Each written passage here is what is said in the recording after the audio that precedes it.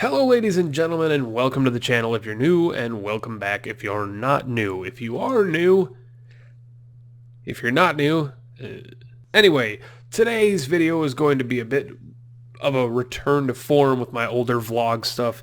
I'm going to be answering a couple of questions that I have received over the past many weeks, of which I always refuse to answer because I plan on doing these videos and then they just off into the wind. So, I have 10 questions here from the viewers of the channel that I'm going to answer for you guys.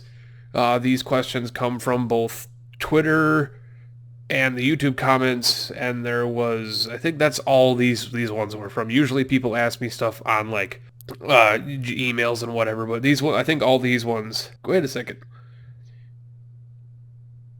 Oh my god, I think I only have 8 on this thing, or 7 on this thing. Well, then I guess we're only doing 7. I thought there were 10. I'd have to get another 3, but I'm too lazy. So we're gonna only do 7. Anyway, let's just jump right into it. The first one is, do you usually always listen to game music or play your own music? I guess it depends on the game. When I was younger, I used to, the first time playing a game through, you always kind of want to listen to the game music, get to know the game music, listen to the dialogue if it's a kind of dialogue-y style of game. But if it's a game like, I play a lot of NBA 2K games and stuff like that, so as much as Pharrell is, you know, he does what he does, I don't like that style of music, so I usually put my own music on. Or I'll have something else playing in the background while I play, whether like another YouTube video, or I'll have a stream going or something like that. But when I was younger, I used to, like, I don't think it's a secret now on the channel that I have over 1,400 hours into the Elder Scrolls Morrowind. During those times, there was a lot of, there was usually a boombox, or on the Xbox and that back in the day, you would be able to upload music onto the actual hard disk and play it while you were playing, and it would be one of those things. And so yeah, it depends on the game. I mean, for the first time playthrough, you always want to listen to the game, and it depends on the game. Most games, I'll just listen to the game music, just because it's less effort. Next up, what games that are like Isaac do you recommend? I'm not going to answer this one. I'm not going to answer this one because, well, I mean, I could answer it, but I'm not going to answer this one strictly on the basis that next week's episode of Listitis is essentially an answer to this. And I'm not going to say what the list is yet, but if you're interested in the answer to that question, stay tuned for next Saturday's episode of Listitis, because you're probably going to like it.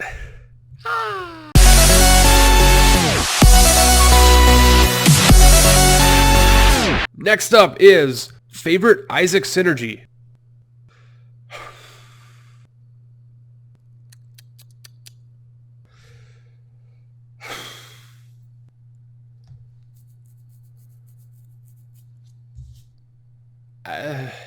That's a super hard question. There's so, like, I mean, when you haven't even seen them all, it becomes an even harder question because you haven't even seen them all by then. But if I were to just off the top of my dome, which I'm pretty sure you're just expecting that out of me anyway, off of the top of my dome, my favorite Isaac synergy is probably, if we're allowing only 2 items, I would assume, it would probably be lump of coal, rubber cement.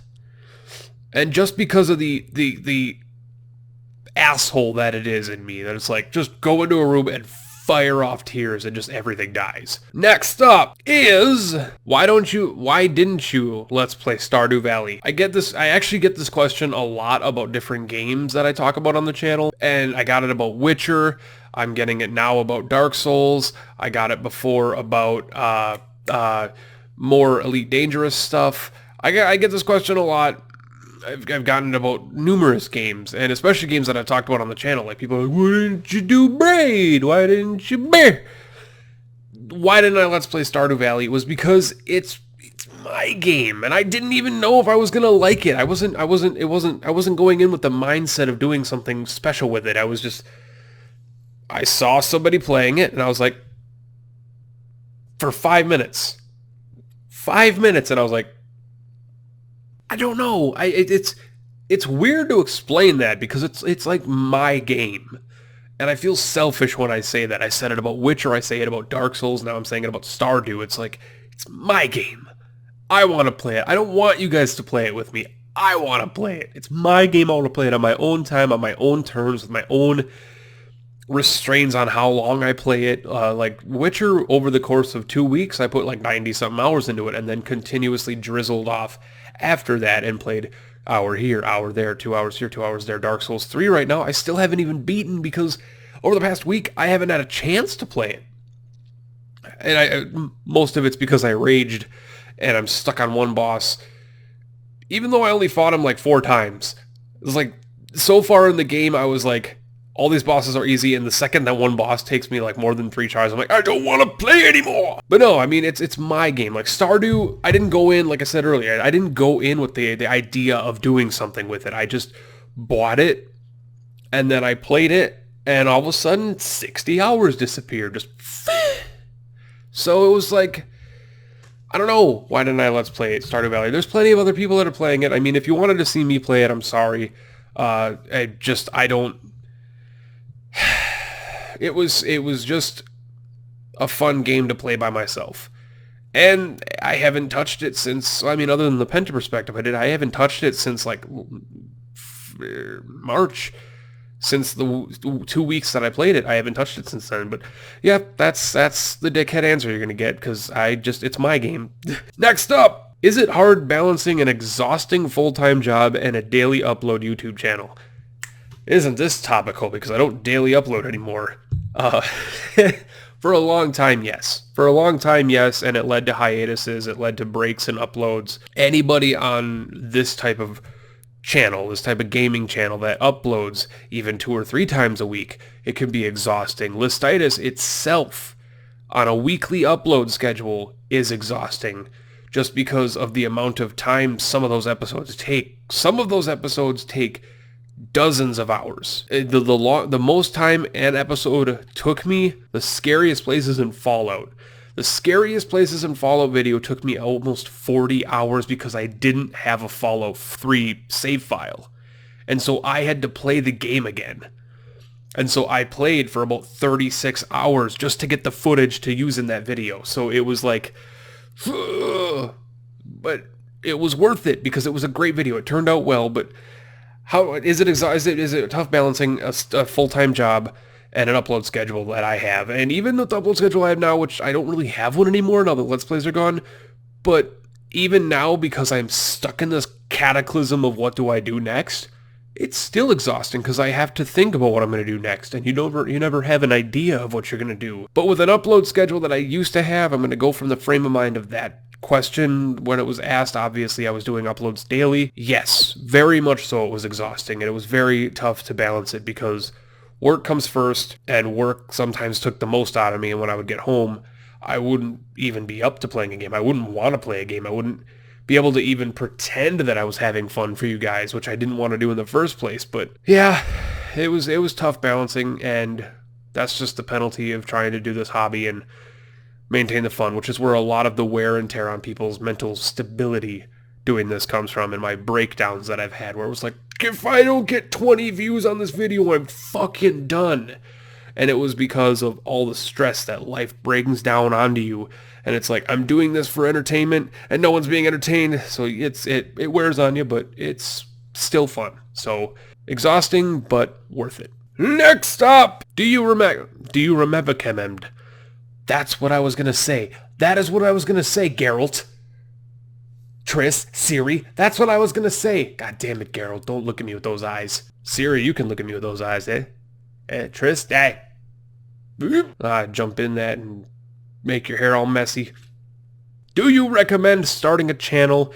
Is it hard? This kind of goes in stride with the last question, which is kind of fun. I do recommend starting a channel, but don't start it for the wrong reasons. And if you want to know the right reasons to start a channel, I highly recommend you go watch my Inside the Pentamine videos. I did a 2-part series on the top 20 tips for beginner YouTubers.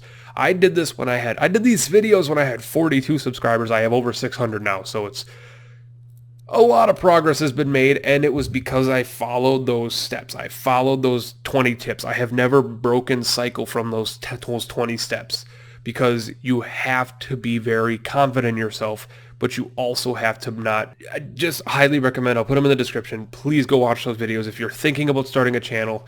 I'm not shamelessly promoting myself, even though I am, but you're already here, so I don't need to shamelessly promote myself. Yeah, now I remember why this thing only has 7 questions, because this son of a bitch asked 3 questions. Favorite JRPG, favorite WRPG, and favorite CRPG, for those of you that don't know the terminology and the lingo. Favorite Japanese RPG, which is stuff like Legend of Dragoon, Legend of Gaia, Dark Souls, those are JRPGs. Final Fantasy, obviously. Favorite WRPG, which is favorite Western RPG, which is the Fallout series, the Elder Scrolls series, Wasteland, I guess Lords of the Fallen, although I think that was the European. And favorite CRPG is computer RPG, which would be Baldur's Gate, Planescape Torment, stuff like that. Favorite JRPG? Ooh, God. Okay, I can't answer these for one reason, and that's because I may do a listitis on these, but if I'm going to recommend some good games out of these genres, JRPGs, you got to get Final Fantasy V, you got to get Final Fantasy VI, you got to get Skies of Arcadia, Legend of Dragoon, Legend of Gaia is really good. Those are your very tight knits, but if I were to recommend one game that nobody really knows, even though it's super popular, but nobody gives it the credit to deserve, get Golden Sun for the Game Boy Advance. One of the best JRPGs I've ever played in my life, and I cannot believe Isaac is not in Super Smash yet. I cannot believe this tyranny. It's tyranny. WRPGs, favorite Western RPGs, and yes, there's a reason I didn't put Dark Souls in there, because everybody knows Dark Souls, everybody wants to burn. Favorite WRPG, favorite Western RPGs, I mean, obviously, Elder Scrolls Morrowind, Elder Scrolls Morrowind. It's the best game ever. It's the best game ever. It's the greatest game of all time. You gotta play it if you like games. Another good WRPG. Like, I'm trying to think of ones that are, like, out there and nobody really knows about. I mean, that aren't falling into the CRPG genre. Otherwise, you could say the Baldur's Gate, which Baldur's Gate 2, Shadows of Am, hands down probably the cornerstone of role-playing. I still very much would think that is the greatest RPG ever made. While it may not be my favorite, it's definitely up there. It's top 3. It's probably top 25 games of all time for me, because that game built me as a role-playing, as a storyteller. Baldur's Gate 2 Shadows of Am is probably the game that I would most recommend in the CRPG genre. Planescape Torment is also really good. The recent Wasteland 2 is phenomenal. And I didn't really play Pillars of Eternity, but I guess I can recommend it just because of what I've seen of it. So those are some good games that if you're into that, you want to play those types of games. I'm not going to tell you what my favorites are because I do top 10s and I'm not going to give away my number 1 spots. And the last question, and mind you, I don't pick these questions. I have a friend pick these for me. I don't print out, but I write up a Word document filled with a bunch of questions, and then they pick 10 that they want me to ask. So that it's fitting for that question, that last question, because they know that I wouldn't answer it the way that it was worded, because I do top 10s and listitis, and if I were to tell you just like, what's my favorite JRPG, that kind of ruins that list when I end up doing it. If I end up doing it, which I might not, but I will. It's gonna happen. How can you be so positive with such low viewership? I don't know, because it's fun. I mean, does it get to you? Yes. Let's get real here for a second. Let's get really real here for a second.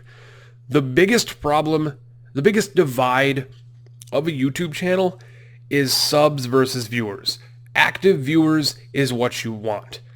And I've been saying it for years now, 2 years now, that I would much rather have 50 subscribers and 50 active viewers having all those subs watching than 600 plus subscribers and only like 20 to 30 people watching. The reason is because subs only enhance your search relevance, which you think would help you get more viewers, but that's only if they find your content alluring, and that's only if YouTube decides that you're worth enough to get on the first 10 pages, which, getting even more real here, I did a top 10, let's say, which one? Let's say one that doesn't have very many views. Let's say my top 10 Dark Souls weapons, which I did a video on. I'm sure you didn't even know that, but I did it. Dark Souls 1 and 2 weapons, top 10. Episode of listitis. I don't remember which one, but I think it was episode 2 of Volume 2.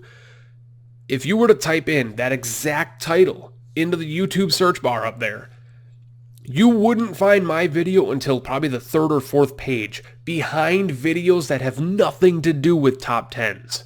So that's what YouTube search relevance is. They see my sub count and they say, eh.